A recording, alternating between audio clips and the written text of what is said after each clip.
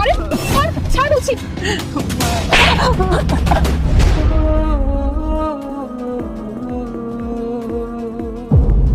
তোর এত বড় সাহস, তুই নোংরা হাত দিয়ে আমার ড্রেসটাকে নষ্ট করে দিলি? হ্যাঁ মা গো, আমার আল্লাহ একটু সাহায্য করো মা।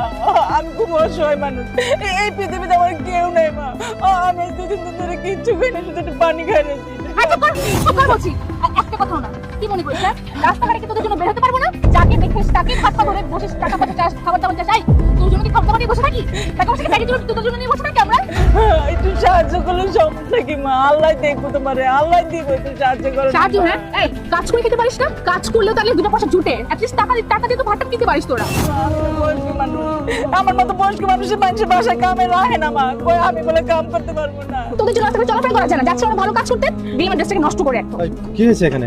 আর দেখুন না, যাচ্ছে ওরা ভালো কাজ করতে, এই বিক্ষোভটার জন্য পুরো মুডটাই নষ্ট হয়ে গেল। এই নোংরা হাত দিয়ে ড্রেসটাকে ধরে পড়ে ড্রেস নষ্ট করে দিয়েছে আমার। ওদের জন্য রাস্তাঘাটে চলাফেরাই করা যায় না, যেখানে সেখানে বসে হাত ধরে ফেলে। আর টাকা পয়সা লাগবে, খাবার লাগবে, কেন ভাই? ওদের জন্য কি টাকা পয়সা নিয়ে বসে থাকি নাকি আমরা? হ্যাঁ, আমি আপনার সব কথাই মানলাম। উনি আপনাকে হাত দিয়েছে দেখে আপনি ওনাকে হাত তুলেছেন, এই কাজটা আপনি কি ঠিক করেছেন?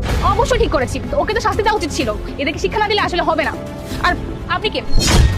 আপনি কি এসব কথা বলার কে? হ্যাঁ, এই আপনি ওনার সাথে এরকম বেয়াদবের মতো আচরণ করতেছেন কেন? আপনি জানেন উনি কে? উনি হলো এই এলাকার প্রতিনিধি, উনি হলো নবনির্বাচিত এমপি।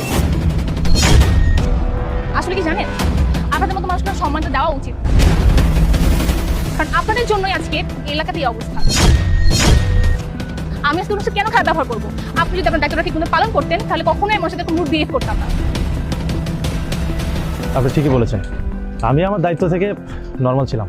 আসলে হচ্ছে কি জানেন, আমি তো নবনির্বাচিত এমপি, এই জন্য আমি আমার এলাকায় সব কিছু ঠিকমতো গোছায় নিতে পারিনি। তবে আমি এমপি হওয়ার আগে আমার একটা প্রতিজ্ঞা ছিল, আমার এলাকায় যত গরিব মানুষের, গরিব থেকে শুরু করে অসহায়, এরকম ধরনের সব মানুষকে আমি সাহায্য করবো। আমার এলাকা পুরো একেবারে ভিক্ষুক মুক্ত থাকবে। আমার এলাকায় কোনো রকমের ক্রাইম হবে না, আমার এলাকায় কোনো রকমের ছিনতাই, কোনো রকম চাঁদাবাজি হবে না। আর আমি সেই লক্ষ্যে কাজ করার চেষ্টায় আছি, বাকিটা আল্লাহর ইচ্ছা। দেখুন, আপনি এলাকার প্রতিনিধি, আপনার কি দায়িত্ব? প্রত্যেকটা মানুষের ঘরে ঘরে গিয়ে দেখা, তারা কি খাচ্ছে না খাচ্ছে, তারা দুঃখে আছে নাকি সুখে আছে, এটা দেখার দায়িত্ব তো শুধুই আপনাদের, তাই না? আর একটা কথা মনে রাখবেন, আপনি এই এলাকার প্রতিনিধি। আপনার এলাকায় যদি এরকম মানুষ না খেয়ে থাকে, তার জবাবদিহিতা আপনার নিজেকেই করতে হবে। আপনি ঠিকই বলেছেন, যেহেতু জনগণ আমাকে ভোট দিয়ে নির্বাচিত করেছে, তাই অবশ্যই আমার ওনাদেরকে দেখার দায়িত্ব। আমি আপনাকে কথা দিচ্ছি, আজকের পর থেকে আপনি আমার এলাকায় কোনো এরকম অসহায় ভিক্ষুক পাবেন না। আপনি আসেন।